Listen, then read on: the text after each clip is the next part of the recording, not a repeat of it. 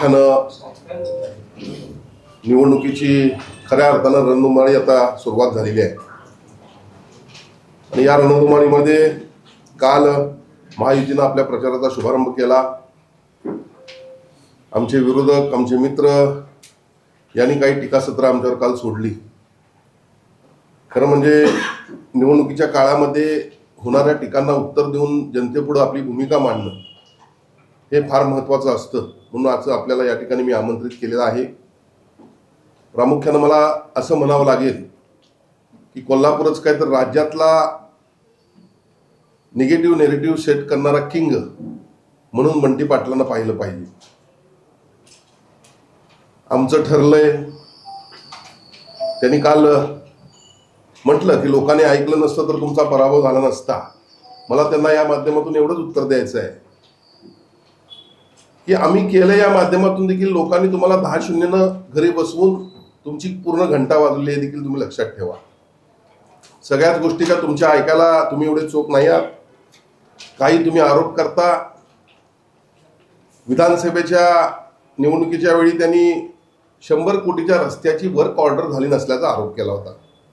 मी त्यांना व्यासपीठावरून एवढंच म्हटलं होतं की कुठल्या व्यासपीठावर एकत्र यायचं आपण सांगा. मी तुम्हाला 100 कोटीच्या रस्त्याची वर्क ऑर्डर झालेली दाखवेन आणि जर ती नसेल तर मी माझ्या राजकीय जीवनाचा संन्यास घेईन आणि जर असेल तर तुम्ही घ्या. पण लोकांच्या मध्ये नेगेटिव्ह नरेटिव्ह पसरवण्याचा तुम्ही प्रयत्न करू नका. आज देखील अशीच परिस्थिती होताना आपल्याला दिसते. लोकसभेच्या वेळेला शक्तीपीठाच्या माध्यमातून शेतीचं नुकसान होणार, शेतकऱ्यांचं नुकसान होणार अशा पद्धतीचं नेगेटिव्ह नरेटिव्ह पसरवण्याचा त्यांनी प्रयत्न केला. आज परत एकदा मुश्रीफ साहेबांना त्यांनी आव्हान केलं की रंकाळ्यामध्ये जो काही फाउंटन आपण उभा करतोय तो अतिशय सुंदर, अतिशय ॲडव्हान्स असलेला फाउंटन, ज्याचं इस्टिमेट हे इलेक्ट्रिकल किंवा इलेक्ट्रॉनिक विभागाचे अधिकारी करतात, तो फक्त 55 लाख रुपयाला होते असं त्यांनी या ठिकाणी आरोप केलेला आहे आणि त्याची तपासणी करा. पुन्हा एकदा निवडणूक आली की तीच परिस्थिती. चुकीच्या भूमिकेच्या माध्यमातून लोकांचा माइंडसेट करायचा. माझं त्यांना आव्हान आहे.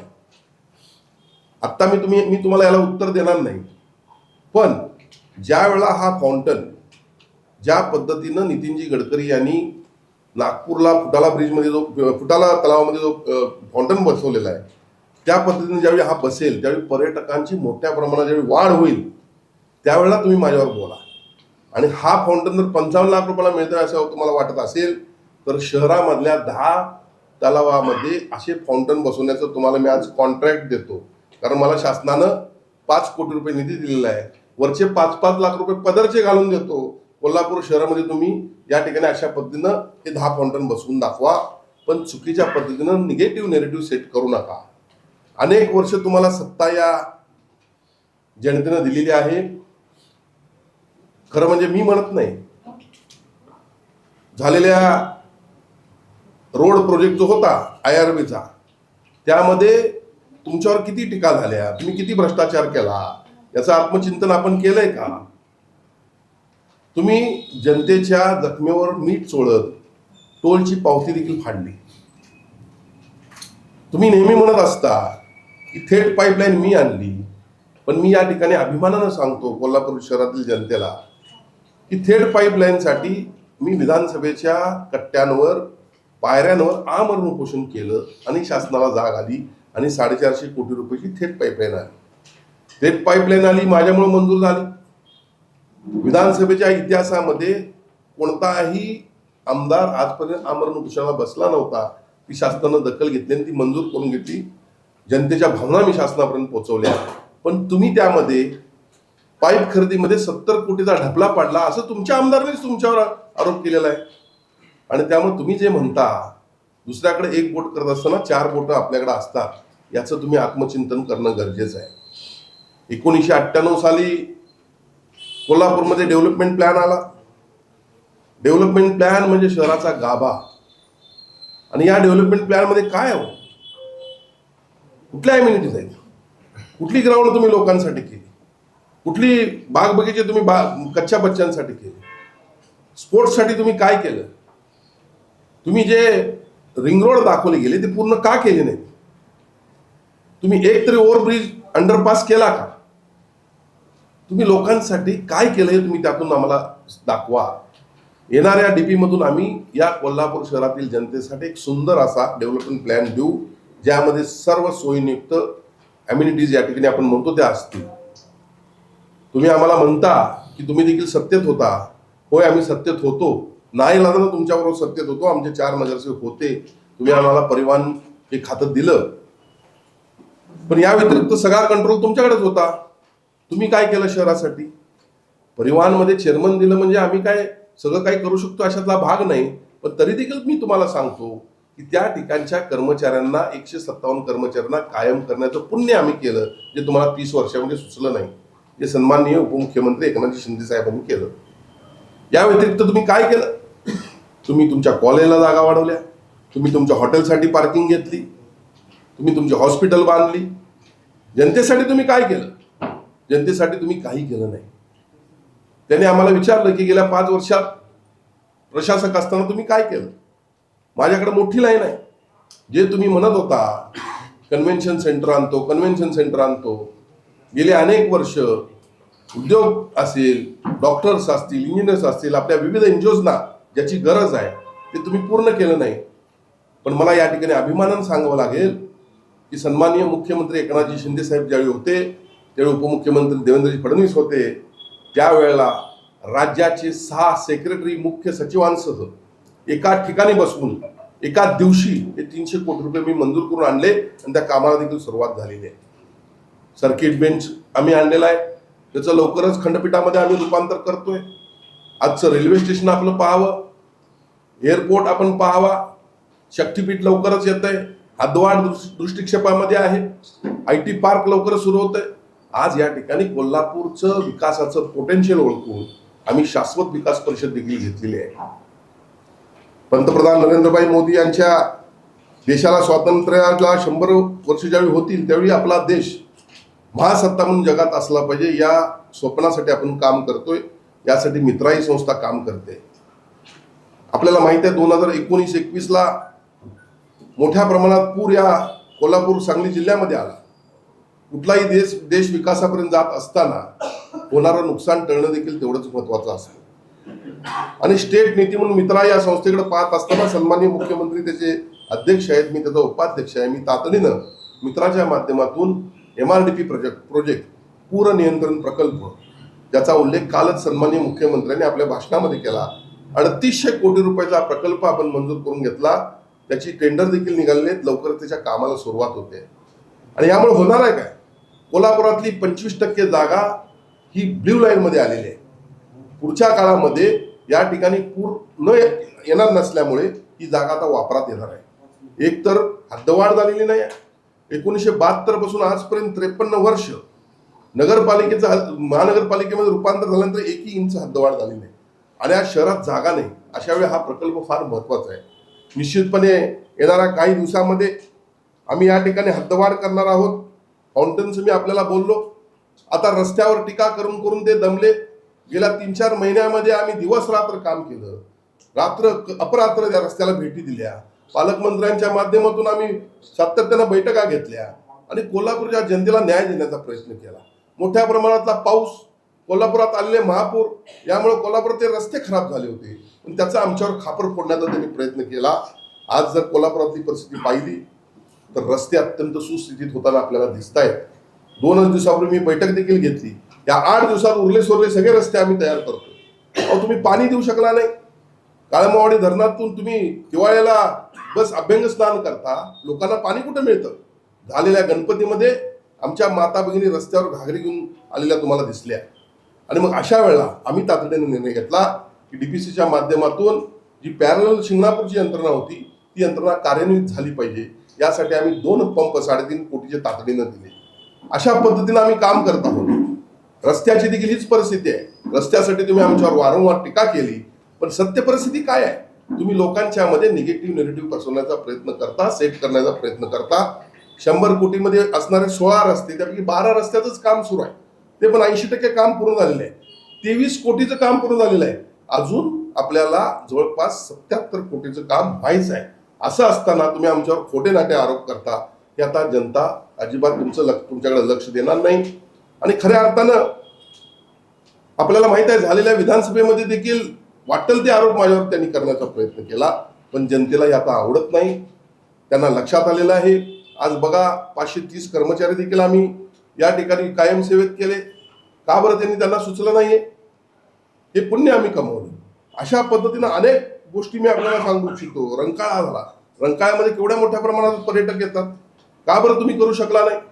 आज कन्व्हेन्शन सेंटर आम्ही केलं. याशिवाय शक्तीपीठ आता येतंय. शक्तीपीठ जे होणार आहे त्या माध्यमातून मी सन्माननीय मुख्यमंत्र्यांना एक विनंती केलेली आहे की शहराचा पूर्ण रिंग रोड जो 3000 कोटीचा असेल तो आम्हाला तुम्ही द्या, त्याशिवाय शहराचा विकास होणार नाही. हा देखील त्यांनी मान्य केलेला आहे. आज शक्तीपीठाला तुम्ही विरोध केला. कुठलंही मोठं महाराष्ट्र एवढा जर आपण देश पाहिला, जपान असेल, जर्मनी असेल, 2-3 देश मी आपल्याला सांगू शकतो. या देशामध्ये 8-8 हजार किलोमीटरचे मेगा हायवे आहेत. आज महाराष्ट्रामध्ये 3000 किलोमीटरचा मेगा हायवे आज नाही आहे. हा पूर्ण करून करत असताना तुम्ही लोकांच्या मध्ये संभ्रम पसरवता, म्हणजे तुम्ही विकासाला विरोध करणारे आहात असं म्हणलं तर चुकीचं ठरणार नाही. केशवराव भोसले नाट्यगृह जळीतग्रस्त झालं. मला या ठिकाणी अभिमानानं सांगावं लागेल की एका दिवसात मुख्यमंत्र्यांना या ठिकाणी बोलवण्यामध्ये मी यशस्वी झालो आणि 30 कोटी रुपये त्यांनी त्या ठिकाणी दिले. शाहू खासबाग मैदानाला आम्ही पैसे दिले. छत्रपती शाहू महाराजांचा समाधी स्थळाचा विषय, त्या ठिकाणी काम अपूर्ण होतं, त्याला 10 कोटी रुपये आम्ही दिले. अंबाबाईचं कॉरिडॉर 1497 कोटीचं मंजूर झालेलं आहे. बास्केट ब्रिज जो शिरोली पुलापासून आता कागलपर्यंत जाणार तो ब्रिज देखील मंजूर झाला. ओव्हरब्रिज आता बास्केट ब्रिज देखील शिरोली पुलापासून पंचगंगा नदीपर्यंत आपण मंजूर करतोय, ते देखील अंतिम टप्प्यात आहे. आणि अशा पद्धतीनं पंचगंगा घाटाचं सुशोभीकरण आहे. पंचगंगा घाटाच्या पलीकडचा ऑक्सिजन पार्क आपण पहा, म्युझिकल पोल पहा, हेरिटेज पोल पहा. आणि म्हणून शहरामध्ये पर्यटन वाढावं यासाठी देखील आपण प्रयत्न करतोय. कॅप्टिव्ह एनर्जीच्या माध्यमातून फाउंड्री उद्योगाला जे 13 रुपयाने वीज पुरवठा आपण करतोय, ती आपण केवळ 7 रुपयामध्ये वीज आणण्याचा आपण प्रयत्न करतोय. तो लवकरच या ठिकाणी मित्राच्या माध्यमातून आपण करण्याचा प्रयत्न करतोय. आणि म्हणून अशा पद्धतीनं शहराचा विकास होत असताना ज्या वेळेला देश 1947 साली स्वतंत्र झाला आणि सन्मान्य पंतप्रधान 2047 साली देशाला 1 नंबरपर्यंत घेऊन जात असताना कोल्हापूर शहराचा विकास होणं देखील तेवढंच महत्वाचं आहे. त्या दृष्टीनं आमचा महायुतीचा प्रयत्न आहे. माझी आपल्या माध्यमातून मतदार बंधू भगिनींना नम्र विनंती आहे की अनेक वर्ष त्यांच्याकडे तुम्ही सत्ता दिली पण तुमचं काही भलं झालं नाही. कुठल्याही मूलभूत सोयीसुविधांना या ठिकाणी त्यांनी प्रथम प्राधान्य दिलं नाही. एकच कळकळीची विनंती आहे की या निवडणुकीमध्ये मात्र महायुतीच्या सर्व उमेदवारांना विजय करून निगेटिव्ह नेरेटिव्ह सेट करणारे कोल्हापूरचे जे किंग आहेत त्यांना आपण घरी बसवावा, एवढं आपल्या माध्यमातून माझी विनंती आहे. शहरात येणार आहे की नाही काय? पहिला पण येणार नव्हता, पहिला पण शहरात येणार नव्हता. नेमका मार्ग कसा आहे बघा, त्यामध्ये ज्योतिबा कव्हर केलेला आहे आणि आपल्या शहराचा पूर्ण रिंग आपण करतोय. त्यामध्ये पहिल्यांदा जो आजरा मार्गे जाणार होता तो थोडा आजऱ्याच्या आता अलीकडून 5-6 गावं फक्त अलीकडून होतं, अलीकडे जातोय. 5 ते 6 गावं त्यातनं कमी केले, पण तरी पण त्या लोकांनी आपल्याला पहिल्यांदा शक्तीपीठ करावं. बघा, तुम्हाला शक्तीपीठाच्या बाबतीत पण एक मी गोष्ट क्लिअर करतो. 60 गावं जी कोल्हापूर जिल्ह्यातल्या त्या 60 गावातल्या सर्व गावकऱ्यांनी, शेतकऱ्यांनी, 7-12 धारक गावं ते माझ्यावर स्वतः आले होते. आम्ही MD MSRDC सन्मान्य अनिल गायकवाड यांची भेट घेतली होती आणि त्यांनी त्यांचे 7 बारे या शक्तीपीठ व्हावं म्हणून त्या ठिकाणी त्यांना दिले होते, हस्तांतरित करावे म्हणून. आणि त्यामुळे ह्याला विरोध नव्हता. तरी पण आमचे आमदार शिवाजीराव पाटील जे चंदगडचे नूतन आमदार आहेत त्यांनी एक मागणी केली की ह्याला चंदगडमध्ये पण हा शक्तीपीठ घ्यावा. आणि त्यामुळे तो चंदगडमध्ये घेत असताना तुम्ही 4-5 गावातून हा पहिल्यांदा येथून तिकडून चंदगड मार्गे मग आपण गोव्याकडे जातोय. पण ही 5-6 गावं जी आहेत याला कनेक्टिव्हिटी पण आपण शक्तीपीठाच्या माध्यमातून देतोय की जेणेकरून याचा ही पण विकासापासून कुठलं नाही पाहिजे. तर आपण पूर्ण यादी सांगितली. नाही, मी तुम्हाला म्हणजे आपण लोकशाहीचा 4था स्तंभ आहात. राजकीय निवडणुकीमध्ये या सगळ्या गोष्टी आरोप प्रत्यारोप होत असणार. मी आपल्याला या सगळ्या गोष्टी दाखवू इच्छितो शकतो की किती निधी आलेला आहे, कुठल्या वर्क ऑर्डर झालेले आहेत आणि पुढच्या टप्प्यातली कामं काय आहेत ते दिसतंय. कामं सुरू झाले त्यावरून दिसते. कन्व्हेन्शन सेंटर आपण पाहतो, उगीच कोण कॉन्ट्रॅक्टर ॲडव्हान्स कामं करत तर नाही. रस्ते सुरू आहेत, रंकाळ्याचं काम पूर्ण झालेलं आहे. अशा अनेक गोष्टी आहेत. गांधी मैदानाचं काम पूर्ण झालेलं आहे. केशवराव भोसले नाट्यगृहाचं काम सुरू आहे, अर्धवट झालेलं आहे. फुकट काम थोडंच कोण करावं. या सगळ्या गोष्टी ज्या प्रोसेस आहेत, मला हेच म्हणायचं आहे की जनता भोळी भाबडे आहे. कोल्हापूरची जनता विश्वास ठेवते. या विश्वास ठेवणाऱ्या जनतेचा विश्वासघात करू नका.